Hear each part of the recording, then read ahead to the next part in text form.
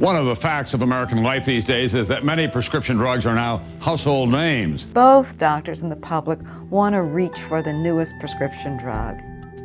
You can't sit down to TV at night and not see a half a dozen drug company commercials. Millions of Americans watch the ads and then ask their doctors for prescriptions. The reason we're seeing so much consumer advertising is because it works. They do it by telling people, ask your doctor. They can sell us almost anything.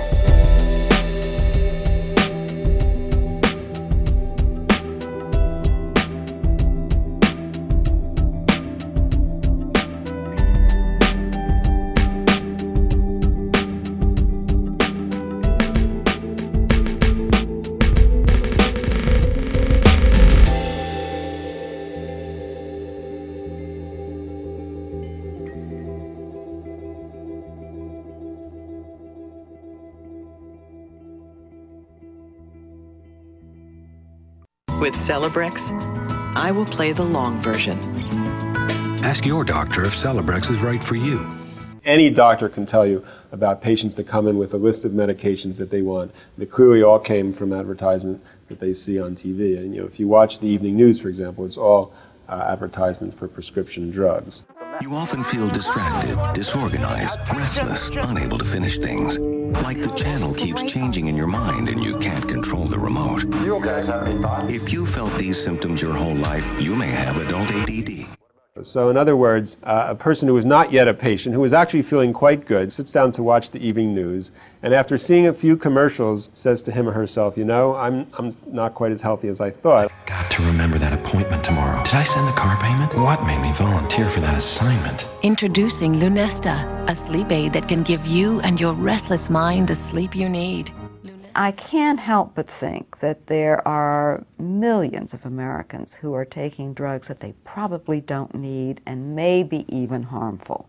That they're being convinced, and their doctors are being convinced, that they should take lifelong drugs that probably are of no net benefit and may be of net harm. While direct-to-consumer advertising remains the most visible aspect of the drug industry's overall marketing approach, the real story lies behind the television screens.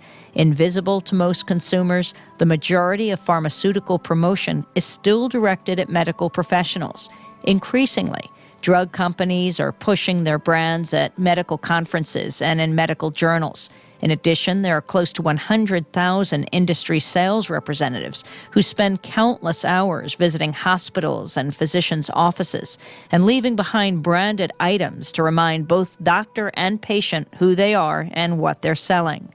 No matter where you spend money in pharmaceutical promotion, whether it's within sample distribution, educational programming, non-educational programming, champagne, brunches, happy hours, New York jet tickets, no matter where you spend the money, you make money.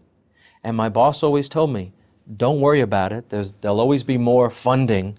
Spend what you can. In fact, if I give you $100,000 to spend, Gene, I want you to spend $200,000. One of the biggest problems has been that nobody was talking about it, that the hidden curriculum was accepting all these gifts okay because the teachers and everybody else were doing it. But there was no other message, and what we've been trying to do now is to get medical schools to explicitly and formally in the curricula themselves in the medical schools to talk to students about this and discuss the ethical and professional issues involved.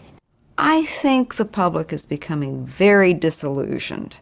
They're no longer believing that this is a miracle industry in the sense that they may once have believed that. So in a sense, I think it's just a matter of the public starting to put this all together and put pressure on Congress.